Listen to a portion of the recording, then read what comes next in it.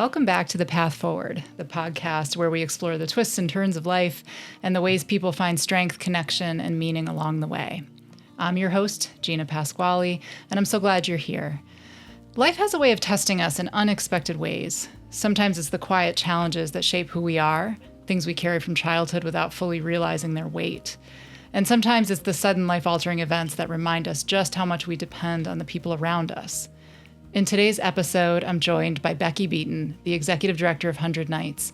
Becky shares how her life has been marked by both early family experiences and profound moments of loss. Along the way, she reflects not only on the resilience and support that helped her through, but also on the privilege and sheer luck that allowed her family to find safety and stability when circumstances could have turned out very differently. Her story is a reminder that even in life's hardest moments, strength and grace often come from a mix of inner resolve, community, and the fortune of being held when we need it most. So welcome to the table, Becky. Thanks for having me. So we're going to start our episode the way we traditionally do, which is life is busy, the world is chaotic. So we're going to take just a few moments to ground ourselves, to be in this space, and then we'll jump into our conversation. So we're going to invite our listeners to also do this alongside us. And like we tell them every time, if you're driving, maybe stop driving and pull over because relaxation. Don't close your eyes while driving.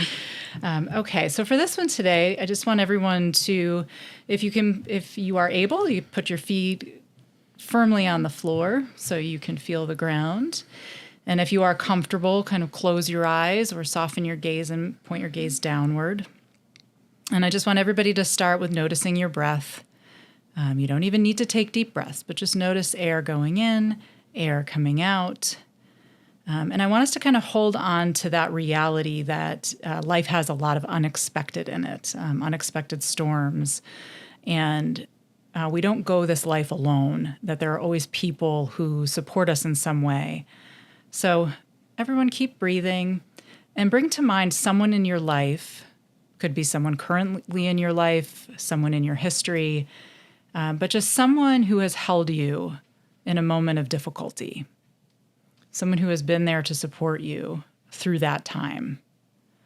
And keep breathing. Have the picture of that person in your mind. And see if you can connect to a feeling of gratitude for that individual. And just hold that inside of you for a little bit, breathing in and breathing out.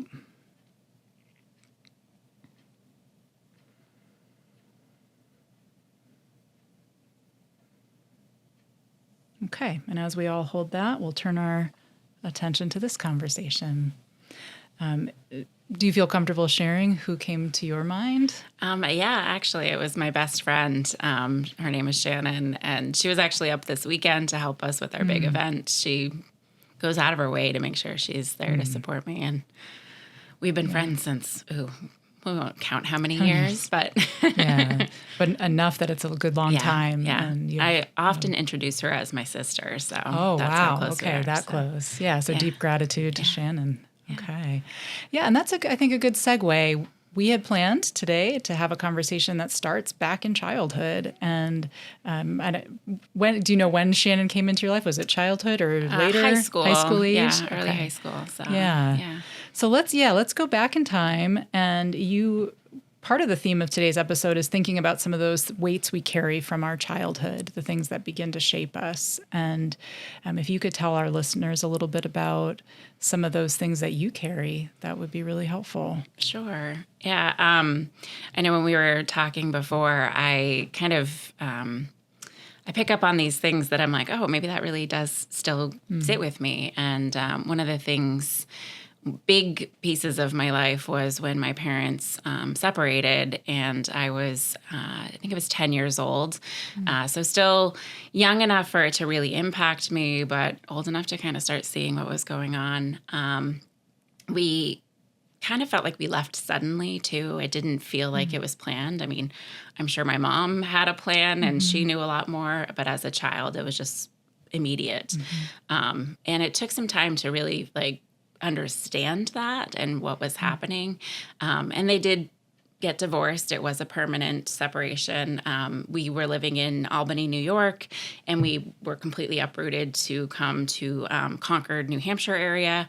And so now we're hours apart from my father. This is a totally different change in my life. And just not understanding why, because like I said, it felt very sudden. Yeah. And it took some time. I'm sure my mom had to process it. She had to figure out how to talk to us about it.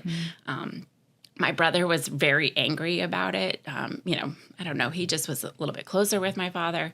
But we learned pretty quickly that the reason is he was drinking a lot and not recognizing it as a problem. And at one point, which, as a young child, I didn't know that that's what this was. But he had actually gotten in a car accident because he was drunk. And we were in the vehicle with him. So, when I hear about these things later, I was like, dude, why did you stay with him as long as you did? But also, I see, how much she loved us, how much she loved him, how much he loved us. But as a kid, you take it on yourself. And I definitely did. I think I remember asking, what did I do? Why did this? Right. And she was great. I mean, she really was a single mom, kind of starting all over, having to do everything. Making it work. Like we ultimately lived in a basement apartment. She made it home, even though it was sort of like this one bedroom that didn't actually have a kitchen. And like she made it work and made us feel, important and loved. And we lived near her family, so we had that support too. So, but I still carry that with me. And I still kind of worry about that sometimes, in my own relationship. And it definitely drove some decisions that I made as I was growing up too. So. Yeah, and that's it's such a powerful reminder too that, as adults, we do what we can to help children understand what's happening, but the adults are also going through something and show up imperfectly but lovingly for children. And as a child, there's only so much you can know. And then every stage of your life, you start unpacking more and more and looking back at an experience and digesting it in a new way. Do you remember at what point you were taking it on as something that was your doing? What did I do that led to this reality for my family? Can you describe how that experience shifted over time for you and how you got to a place where you could sit here now and recognize it could never be a 10-year-old's fault? I'm sure it took me some time. I guess I don't necessarily remember exactly when the thought process shifted, but I think it was when I started to see the problem myself. So, a child of divorced parents, there was this custody sharing. And when we get to see my dad, we really only went, the distance was just enough to not have this like perfect sharing. It wasn't, every other weekend. Right. It was really holidays, school breaks. And I started seeing the behavior, and he ended up getting together with this woman that encouraged the behavior rather than, kind of helping him even just have less. And so we would see like the full, and it was every night. It wasn't just a drink here or there. It was like actually like getting to the point where when we go to visit, we'd be there for maybe a week, maybe two, and he would be drinking what felt like all day. I mean, as a child, like you only see so much, and every night. And she was like that too, the woman that he was with. So I think it's when I actually saw it myself rather than just thinking, oh, my dad's being funny. Oh, my dad's just taking a nap on the couch. I was actually seeing the behavior. And I think that's when I was like, okay, my mom made the right choice for us. Right. Like, I do think that, and I probably still to this day carry it a little bit, but why weren't we good enough for him to choose not to do it? Yeah. I think it still sits with me a little bit, clearly. But I also recognize that, and I definitely learned a lot about alcoholism in general, and that it is, it's something that you can't just stop. It's a disease. And so I just kind of made sure that I wasn't part of that, that I was very careful not to take it on myself, because I know it's something that can be carried generationally. So, but I think it still sits with me, but I know it wasn't my fault. It was more that why am I not good enough for you to change? Right. Yeah. Why didn't my presence inspire you to work as hard as you could to make this not an issue in our lives? Right. Yeah. And I think that's something we hear echoed, and I've heard echoed in children's experiences as I've worked with them while their families are going through something like that. And the adults that we know, and any of us who've had substance misuse in our families, recognize that, there's the intention of the person who is using is never to hurt everybody around them. And the impact on children is all that deep sense of, conditions of worth and who am I in this world? Who am I to you? And all of those pieces and parts. And it's so complex. It's, and like you said, you feel the echoes of it within your own experience now. And it sounds like it's shaped your choices too, that you had a recognition of, this is a genetic predisposition for me. If my father has this going on, I carry it in my genetic code. Yep. Yeah. Yeah, no, so I definitely, took on not doing it, like made sure, some of my friends might've been doing it in high school and drinking. And I don't know, I think at some point I might even been like the president of Students Against Destructive Decisions. And actually that's how one of the ways that Shannon and I became really good friends is both of us were part of that together. So we've just continued to really be able to bond over just making good choices. She has a very different family dynamic, and it wasn't part of her family, but she still felt like, I don't need to do this to enjoy myself, to be a good person and have fun and have friends. So we really bonded over that. And so we've continued to do that. But, I did, experiment in college when I got there and had, but I always was like, maybe I should stop because I don't want this to be a thing. I don't want this to be who I am. I don't want this to be the definition of who Becky is somebody who has to drink every time she goes out. Right. So I limit it. And now, I have a beautiful husband and 2 children, and I want them to see that there is a responsible way to do it, that it's not bad, because I think anytime, especially teenagers is where I'm at right now. Anytime you tell them something's bad and they shouldn't do it, it pushes them towards it. Curiosity. Yeah. So I make sure that they see there's a responsible way to do it. And it's okay to let loose every once in a while, but not to make it a habit. And I think that we're doing okay with that. That's great. Yeah. So. Yeah, and I think that's such a good example too of the reality that nothing is black and white. That there's always this sort of this gray area around addiction and around how we make our choices and what shapes us. I think that's really cool though that your high school had. What was it called? Students Against Destructive Decisions. So it's like the student version of MAD, the Mothers Against Drunk Driving, but they were like, well, they're kids and it's not really about driving yet, because I think most of us were 14 and 15 when we were involved. Yeah. So, and the people around us, one of the things we do know, in terms of addiction is that the people around us absolutely influence. So you saw for your father having a partner who encouraged and was a big part of like, let's do more of this. It's not the right circumstances to fight an addiction. And then you have a friend who's like, let's do this, like make good decisions thing. And having community really, and especially with teenagers, having a community really is impactful. Yeah, I look back and I'm actually kind of shocked at how many of us were actually involved in this program. Like we had like people around a table. We had a group of us that were all part of this. And, I just, see some of the cliches of kids drinking all the time. And I'm like, well, I had a whole group of us that didn't. So Yeah. So. And I want to circle back a little bit to the experience also as a child of being uprooted, that your mother did what she felt like was absolutely necessary for your little family. But the experience of I live here, now I live here in a different state, it's that far away, the home is different. How did you move through that experience and process all that as a kid? Yeah, well, it was definitely tough. You leave all of your friends. I did, I guess, have the benefit of still being able to go visit my friends every once in a while because my dad still lived in the same neighborhood for a period of time. But as a kid, I mean, your friends are everything. Yeah. So all of a sudden I have to make all new friends. And we moved to the same town that my aunt and cousins lived in. Mm-hmm. So while that sounds great, like, oh, I've got my cousins, they already had their own lives. They already had their own friends. And they were a little bit older than me. So, so that was a little difficult trying to make friends and not feel like just the tag along kid that was there.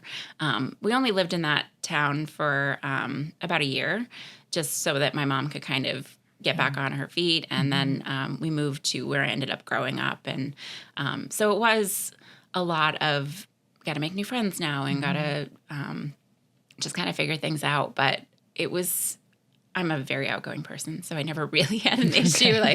But I think the self-doubt and the, self-esteem in general, even if I made friends, there was sort of this like, do they really like me, or are they just being nice? And so it took time, to really have like real, true bonds with people. And I think there was always sort of this question. I mean, we moved around a little bit when we were younger too, so it really wasn't like a huge deal moving.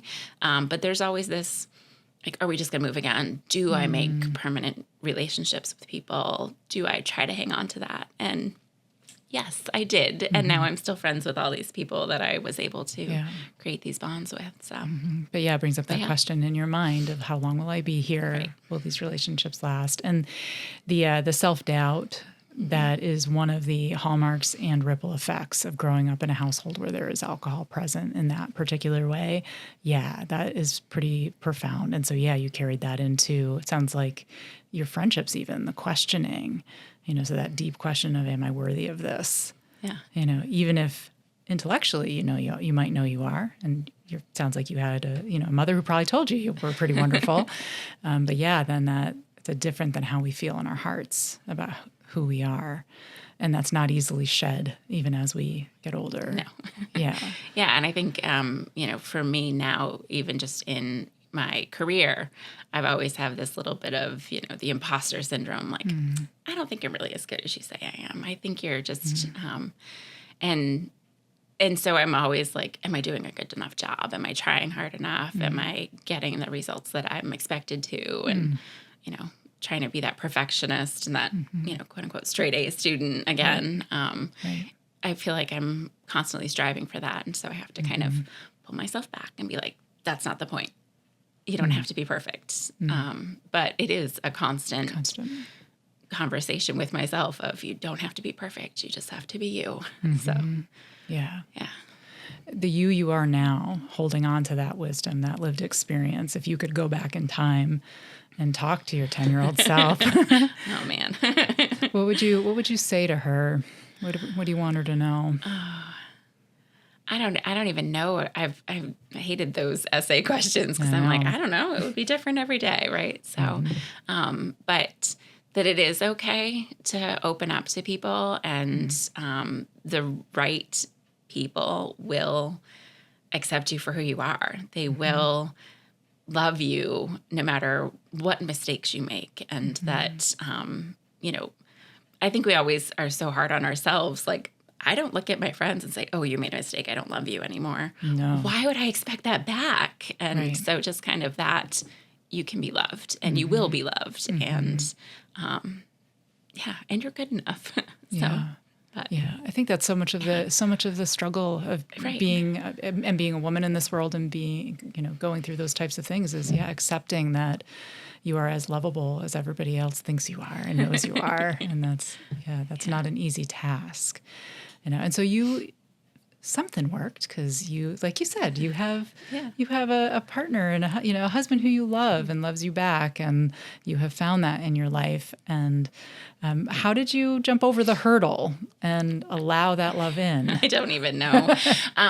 It's actually kind of funny. When we first met, I was not planning on being in a relationship. This was after my junior year in college, so I still had a little bit more schooling left, and we met, and I remember on, maybe not our first date, because that would probably be a really big, okay, we don't have to go on another one. But I very clearly was like, I'm going to push you away, and I'm not gonna try to hang on to this. It's just like, I knew like that was kind of where I was mentally, was relationships aren't permanent. So why try? And I had told him that, and he goes, you can try. So he fought to keep us together, and he worked through, whatever he was going through that might be hard for me to work, whatever the conflicts that you can have with another person, and the little flaws. And he's like, seriously, I was eating. Like, it's okay that I made noise. Like, those little things. And kind of, I think the humor in our relationship, and the way we can just joke around with each other and make funny faces at each other, and, across the room, like, be able to be like, is everything, like, just knowing that we can. Being really attuned. I was shocked. We were talking like, oh my goodness, we've been together for 20 years. How did that happen?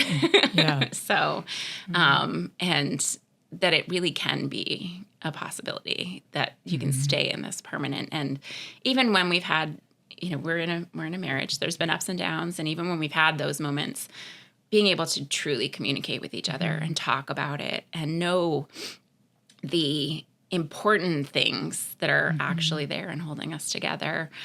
It's not just because we have children, but that's a big reason why we're making sure that we're talking and making sure that we're taking the time and, okay, this isn't working, so let's try something different. And being both open about, what's going on and understanding has been huge for us. So how do you think your awareness of what your parents went through has shaped how you show up for your marriage? I definitely think that it makes a difference. We're very open with each other about our worries and our concerns, and able to reassure each other on, I hear you, and I promise that's not going to happen. Here's how I'm going to show up to prove it to you. And we really do talk. My husband knows very much about, my experience, my parents, what they went through. He went through it later as an adult. His parents ended up separating, and he's like, so that kind of threw him for a loop because, 30 years of marriage, and all of a sudden he's like, what's happening? And so that kind of, puts that into his mind of length doesn't mean permanence. And so we had some good conversations when that happened, and also making sure that our children kind of know, because they saw Grammy and Grandpa as a pair, and then all of a sudden they're not. So that, while it wasn't us directly, it still really impacted them. But I think it maybe helped that my parents already were, and they saw that you can still have a loving relationship after that, that it wasn't as scary for them that this happened. But we still wanted to make sure that they understood, like, it does happen. It's not happening with us. You can be assured that this is still a safe, secure, together relationship. And they see that. So, we make sure they see how much we love each other too. We don't hide it. And the communication flows, it sounds like. Love and communication flow in your home. Definitely. Yeah. And you and your husband have not had, you've had something pretty significant happen. And I know that's one of the things we wanted to talk about today, because that experience definitely has shaped your present moment as well. And can you share with it? Do you feel comfortable sharing with everybody that story? Yeah. It is one of those stories that I'm surprised it still affects me, because it's been my son's 17, so 17 years since it happened.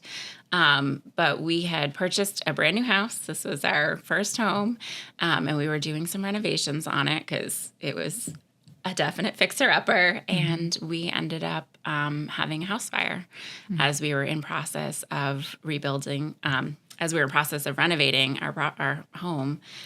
We had put in some flooring, and we had to finish it, and apparently some of the electrical wiring was not done properly, and it caused a fire, and it was a total loss. So everything that we had in this new home, all of our brand new, my son, my eldest, he was only 3 months old when it happened. So all the brand new baby stuff, all of the stuff from our wedding the year before, my wedding dress, the sorry, this one's the one that makes me tear up, but the rocking horse that my grandfather made for us, those things all gone. So it was really difficult. And, but this is the story. This is the hope that I like to share with that story because we had family. We had a huge support system that helped us through it. Immediately after it happened, we moved right back in with my in-laws. That was fun. Like a 2-bedroom house, and now we've got a baby and another couple.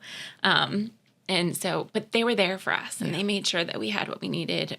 My mom stepped up right away, and she made sure that she was able to assist us. My friends, they all were able to help. The community, which you don't even think of, like, we had just moved into this house. Yeah. I think we had been there maybe a month, and we were doing this renovation. They came in droves with the things that we might need. I'm sure hearing there was a baby in the household made a lot of people come out of the woodwork, but we didn't have to buy a thing afterwards. You worry about insurance and what's going to happen, and I didn't buy a single baby thing. I had everything we needed was immediately provided to us from the community. The stuffed animal that my son ended up falling in love with was just random. We're like, what is this? And he loved it. And but it really was about having that support behind us. We could have been in such worse situation without a house with a 3-month-old child and nowhere to go.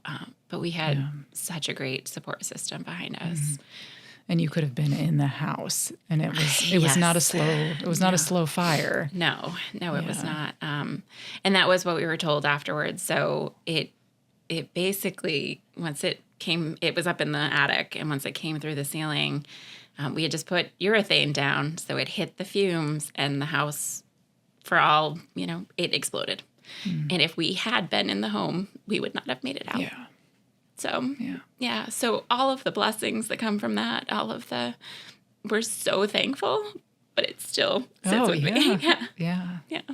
And my son, for a while, I'm sure he was always in the room when we were talking about it, right? Because he was a baby, and you don't necessarily know what kids are listening to. You learn quickly, though.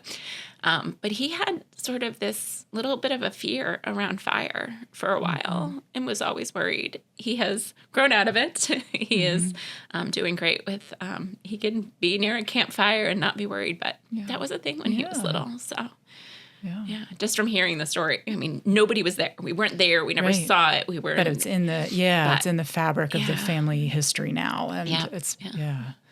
So, and we've lived in the house we were able to rebuild, and we've lived in it ever since. So, but one thing I will say is make sure you have insurance. Like, biggest thing. And and so there you go, right? So it makes you wonder, the realities of how unaffordable things often are these days, and the cuts we make or people have to make in order to make life work. And imagine if you hadn't had the ability to have insurance on the home. Imagine if, what if you had no family around, and all those pieces that could make the story very different very quickly. Yeah. And it is the reality for some of the people. We've had guests come through the shelter, and that's exactly their story.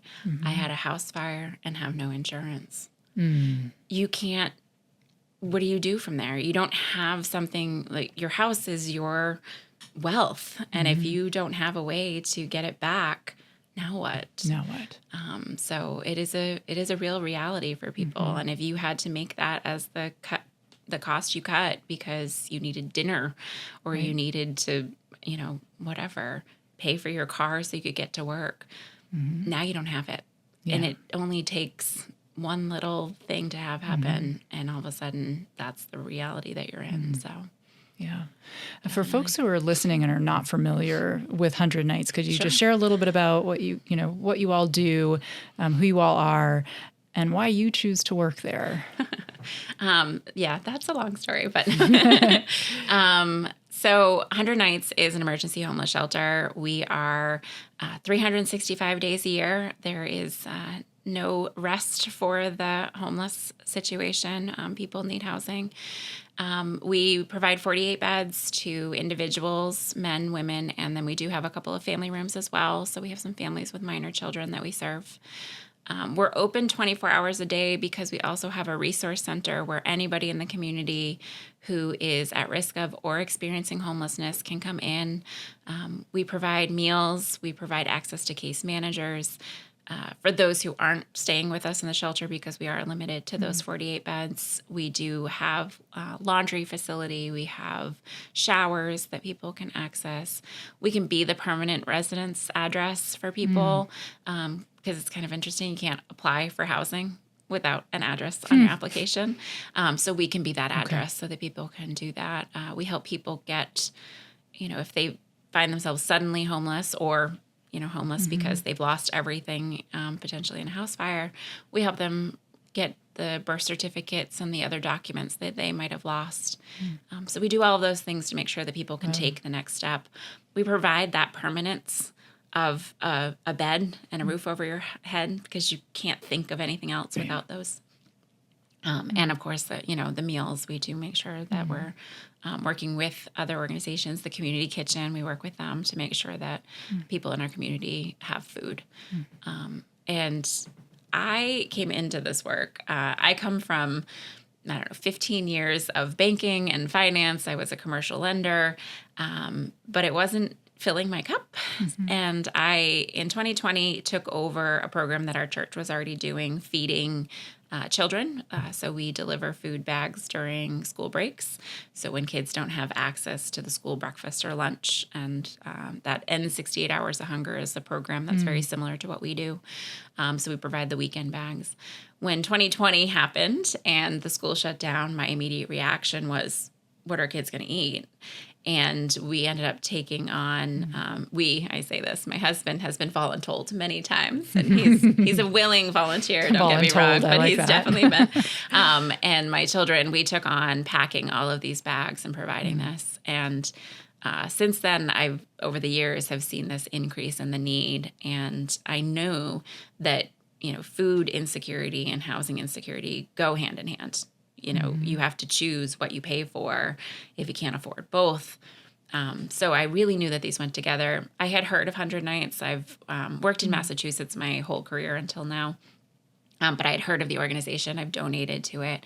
And I just knew that I wanted to do something within the nonprofit sector, and happened to come across this position being opened when I was looking. And I thought, I'm happy where I'm at, because at the time I was working in a nonprofit lending and helping startup businesses that wouldn't be able to do start their businesses otherwise. But I needed a little bit more. I needed to feel like I was a little more connected to the people who really could use the added supports. Yeah. So I applied, and I was kind of shocked that they wanted me when not having any experience in human services before this. But it has been so amazing to be working in this community. I'm loving it here in Keene. And, it does feel like it's my own neighborhood, even though, I live in Ringe. But this is where we come to play, so to speak. The Monadnock region. And so it feels really great to sort of be in my own neighborhood, so to speak, and then providing something and working with people at the very basic of what they need and how can I be part of their solution. I don't say that I'm helping anyone, because I don't think that it's me doing the work. It's just me being there to be able to be that support for whoever might need it. And quite honestly, my job is very administrative, so it's not even the direct work that's being done. But I do get to have conversations with people and hear their story, find out, if you and hear the story around, if they had had the support system that I had, they probably wouldn't be where they are today. And so kind of making sure other people hear that, making sure other people see the humanity that comes with homelessness, that it's not just a problem, it's people. It's so... And it's not a personal failing. No. It's so many factors going in. Like, your own story could have been very, very, very different. Your story as a child could have been very different if your mother didn't have a place to land close to family. There's so many things could have been so very different. Right. And even just, it can be generational. And if you're not... if I wasn't taught by my mother on how to be so loving and communicating and sharing the story and creating these relationships that I didn't think I could hang on to, I might not have been able to carry that the same way forward with my own family. And if you haven't had that, you don't know to keep doing that. So if you get in this situation and you haven't learned that this is how you create these relationships and build, you're going to take a different path. And that's not a failing. Like you said, it's not. It's just how you were brought up. And you have to be able to fall back on something. And if there's not something to fall back on, this is where we land. And unfortunately, it would be great if everybody had the perfect family that supported them, but then you'd be out of a job. And I think that's what we see all the time, though, right, is that the context matters. Yep. That so much of the way our culture is currently set up is that we think of mental health as the individual, we think about inner strength and we think about all these kinds of things. And that is a piece of it, right? Having some grit and, tenacity to keep going is important, and it's nowhere near enough.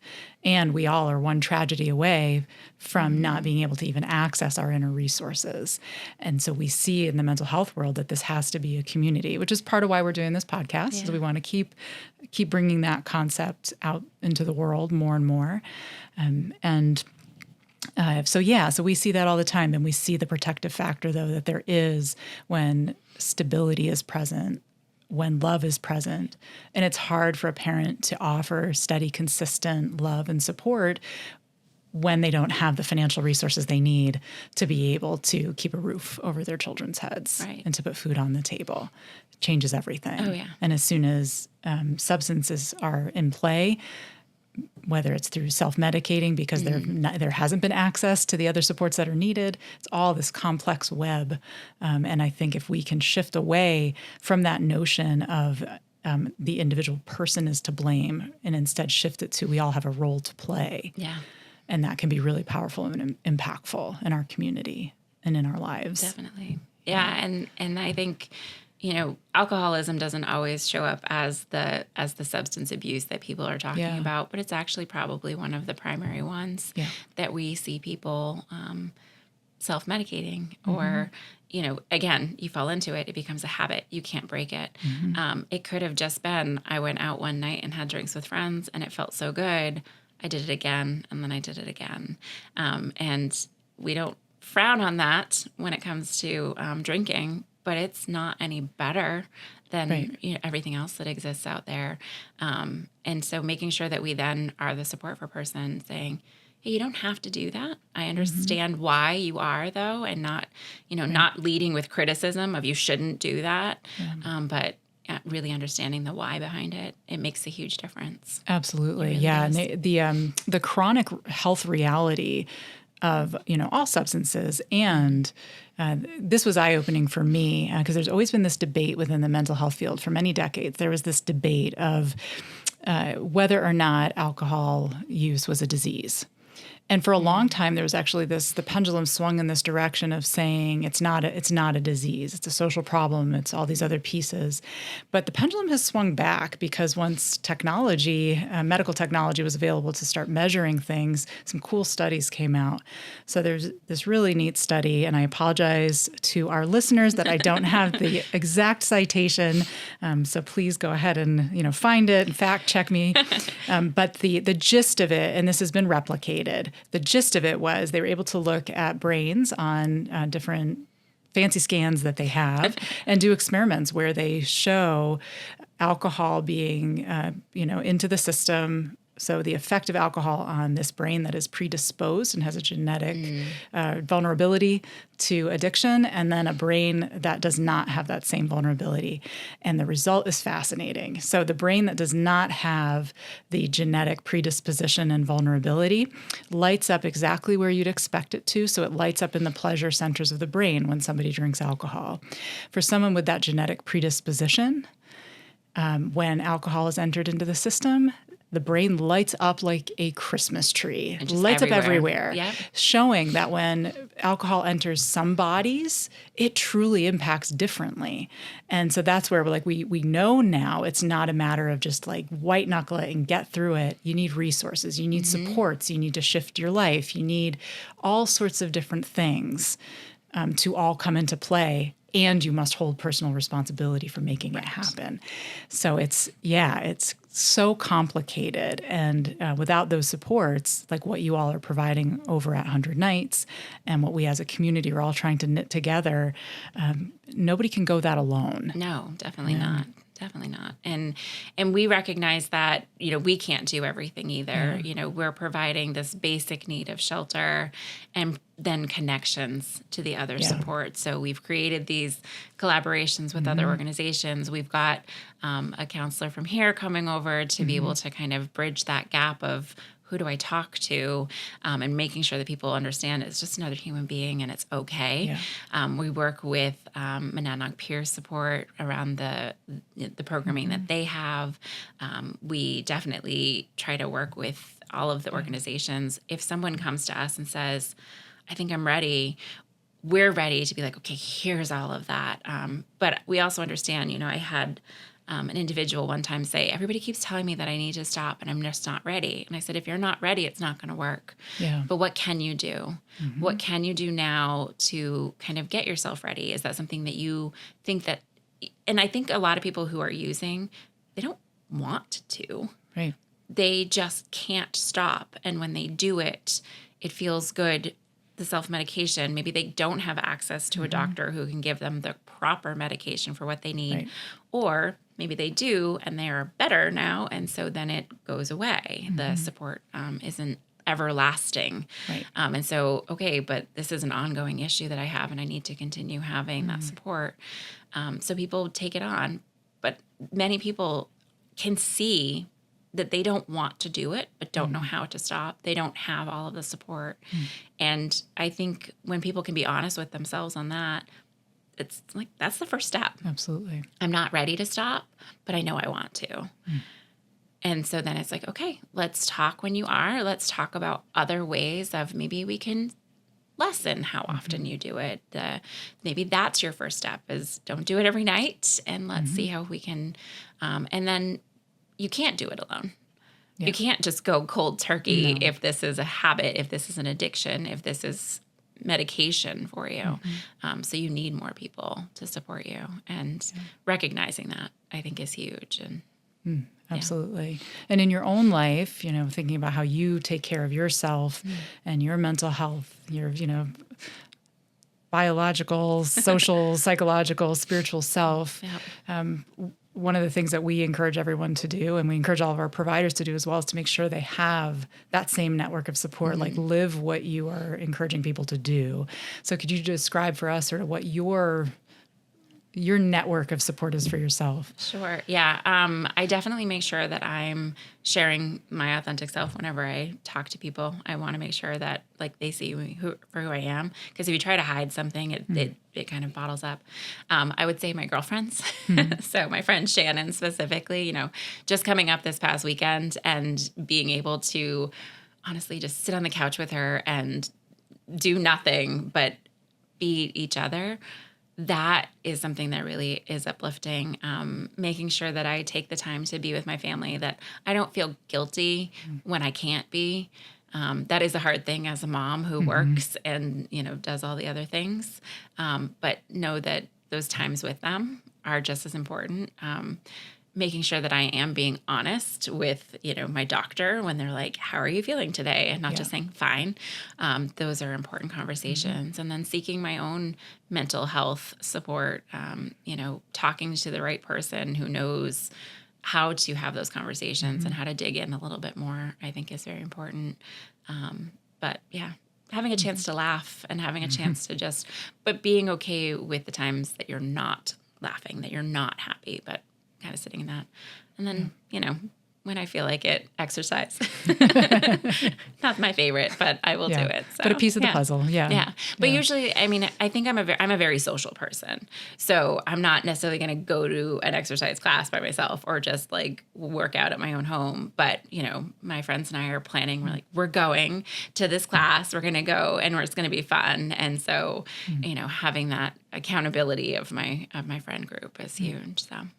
Wonderful. I'm thrilled for you that you have that in your world. And I'm really grateful to you that you bring all of your experiences and your knowledge to our community and to 100 Nights. It always blows my mind to hear someone like you express self-doubt, because that's not how you show up in the world. And you don't show up as a, perfectionist. You show up authentically. You show up in a way that I've been working super hard on easy that. to connect with you.